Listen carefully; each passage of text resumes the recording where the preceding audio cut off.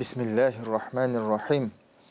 Leyletul Qadr kişesi ul bizning albatta indi Ramazan ayına xos, Ramazan ayının so'nggi 10 kunida dedi Peygamberimiz Aleyhissalatu vesselam şuşa Qadr kişesin qarşı alırga işraturga dedi. Hem şuşa so'nggi 10 kunda degen aның bilgilerinden ul kunni bik, ul tunni bik, tününde bik tыныç bulur.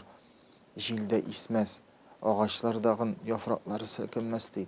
Etler de ürmez. Bir neydi şavşu bulmaz. Mana şuşunday tыныç sinanı yağını şıqqaş da uramğa şıqqaş sinanı anlarsın deyşin. Bilirsin dey. Mana şuşunu qarşı alsağız. Demek bu Qadr kişesi bulurdu sizdi. Şuşu Qadr kişesini de kuldan ışqandırmağızdı Peygamberimiz Aleyhissalatu vesselam aytdı.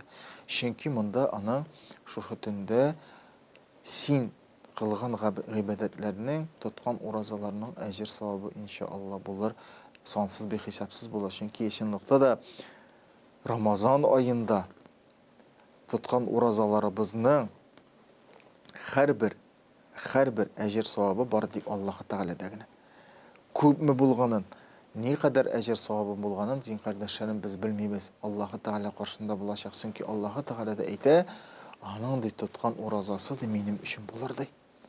Başka amelleri diye eden balasının izgilikleri özü için bulsa da Ramazan ayında tutkan orazalarının ecir sahabı ameli benim için bulur diye Allah Teala hammin özüm diye alarga özümün rahmetimden nimetlerimden ölür çıkarırım deyip Allah Subhanahu ve Teala özü bizlerge vaada etti din kardeşlerim.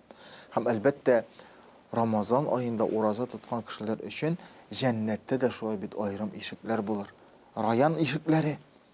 Uraza tutuşular var mı deyip, var deyip inşallah. Mene uraza tutkan kişiler şu ışıktan, rayan ışıklarından cennetke kirsinler deyip inşallah ferişteler karşı alır aziz din kardeşlerim.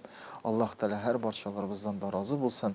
İşlerimiz, gamellerimiz dürüst bulsun. Şöyle bir günlerimizni zayağa uzdurmayı, her vakitte de izgi gameller kılıp, ibadette bulup uzdururga Allah-u Teala bizlerge nasip etsin. Çünkü aziz din kardeşlerim, birimiz de bu dünyaya məngilikке kilmegen şoy bit.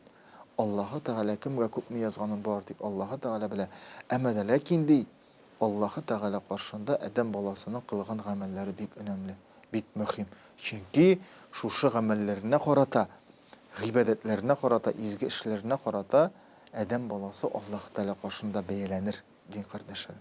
Esselamu Aleyküm ve Rahmetullahi ve Berekatuhu.